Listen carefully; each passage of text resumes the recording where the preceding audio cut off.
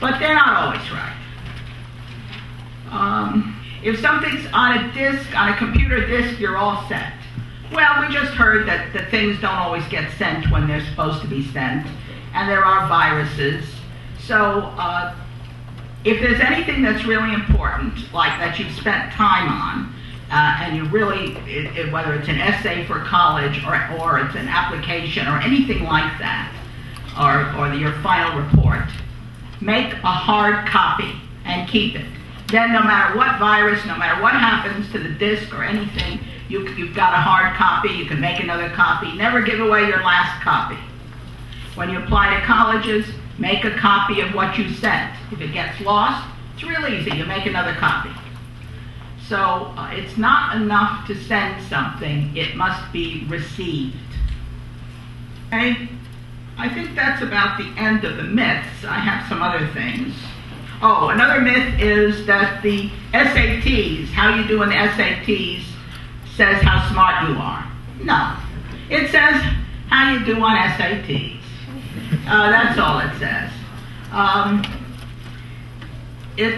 Some people do well on that kind of test and some people don't, and you should study for them, get a book, get a class, do as well as you can, but don't feel that it's a measure of you. It isn't. Colleges, many of them take them very seriously, a few don't. If your grades are better than your SATs, there are some colleges that that will say you don't need to send SATs. I would apply to one of those colleges if you have very good grades and very mediocre SATs. Some of them are good colleges. I mean, they're all good colleges, but some of them are even colleges that give you lots of money. Another myth, by the way, is that if you don't have a green card, you can't afford college. That's not true. It is harder. You have to plan and strategize and go to the right college. For example, St. Joseph's in Brooklyn is a good college for people who don't have a green card. But there are things you can do. And if you want to, you can see me about that. One good thing, New York and New York City universities are among the best for people who don't have green cards. It doesn't matter if you have a green card or a citizen, that's the same thing. But not having either is a problem, but that you can solve it. Another myth is because you're smart, and you're all smart, it's to your credit. No, you're just lucky. Your parents were smart, and you're smart. Because part of being smart is inheritance. The other part is work. Certainly the hard work you all do. But I'm sure Dr. Satt would have not picked you for this if you were not smart. But don't feel that makes you any better than anyone else. It makes you luckier. And we are all lucky. And that's a good thing. It's lucky to be smart. So some of you, if you feel, oh, you've got problems with this and that, and your parents don't, and so on, remember, you are still lucky. You're lucky to be in the Harlem Children's Society, and you're lucky to be smart. Lucky and hard work, that's a great combination. You already have the lucky, and you probably have the hard work either. I don't think Dr. Satt takes anybody without good grades either, which means you worked. Now, another myth is, oh, I did well in high school, I'm going to do well in college.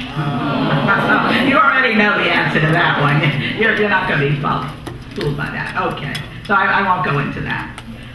The only thing I do want to say is when you're in college, don't run around with the crowd who starts partying on Thursday for the weekend. A little partying is okay, but not start on Thursday, no. Another myth is that the more extracurricular activities you have, the more the colleges like it. No. They want one or two, they want at least one or two that you're seriously in, and it could be Harlem Children's Society, you could be finished, you could continue research during the year, you could have one other thing, but that's enough. If you want to do other things, fine, but they don't say, oh, she has 10 extra things, 10 clubs, we're going to take her. No, they really don't care. They only care that you're something besides a student. It can be a researcher, it can be saxophone player, whatever, it doesn't matter. An athlete, anything. But, or you started a club, or you worked hard for something else, yes, one or two things. And more than that doesn't make any difference. They don't care. The SAT writing sample, I've been told that the people who score it don't read the whole essay. So just make sure your first two sentences are written in very good English. I'm serious. It's important. And you all know about SATs, how you should make sure that you get to the end so that all those things that you know you can answer, you've answered, and don't brood over the things you can't answer. You can go back and try them. If you have to choose between three possibilities, don't guess. If you've got it narrowed down to two, you can guess, but it's better to leave it blank because SATs take off for wrong answers. Other exams don't, but SATs do. So don't guess unless you've got it narrowed down to two. Better to leave it blank. Because if it's between three, the chances are you won't get it right, and then they'll take off points. Okay, that's the end of the myths. Now, if you're applying college, apply to the federal FAFSA early because colleges do run out of money. So definitely do it by February. Try to get a free application from the college where you worked, if you work at a college. And it's not polite to say, I don't want to go to your college. You know, you may not want to, but I certainly wouldn't tell them that. And you may change your mind when you see what a wonderful package they give you. And that you already know people and you like it. And you see what your other chances are. You should apply to 5 colleges, maybe more, but at least 5. Most of you can get free or reduced rate application blanks and free or reduced rates for the SATs, but ask for them. That's another reason you should make friends with your guidance counselor. Guidance counselors, sometimes they get applications for scholarships, and if you happen to be there and be friendly with them, they'll give it to you, and otherwise some of them may not go out of their way to help you. You all know about FastWeb, which has college scholarships.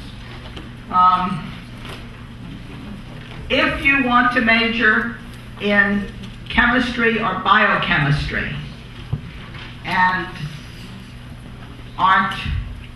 don't write too much about how you really want to be a doctor, but if you really want to major in chemistry or biochemistry, you can apply to the American Chemical Society for a scholarship, and those scholarships you can apply when you're in high school, after the first year, second year, or third year of colleges. And that's www.chemistry.org/scholar. I'll repeat that, because I'm not so good about this. www.chemistry.org/scholar, and you're scholars, SCHOLAR. And those applications come out in November and December. They are not for biology majors, they are not for people who are in a special pre-med program, but if your major is chemistry or biochemistry or chemical engineering, they're very good scholarships. There is, however, one limitation, which most of you, well, will not be a limitation, but for some of you it means you can't apply, and that is, it's for underrepresented minorities, and that means African Americans, Hispanic, Hopi, or other American Indian, yes. Otherwise, if you're Asians or Philippines, you have to look for other scholarships because they're not underrepresented in the sciences.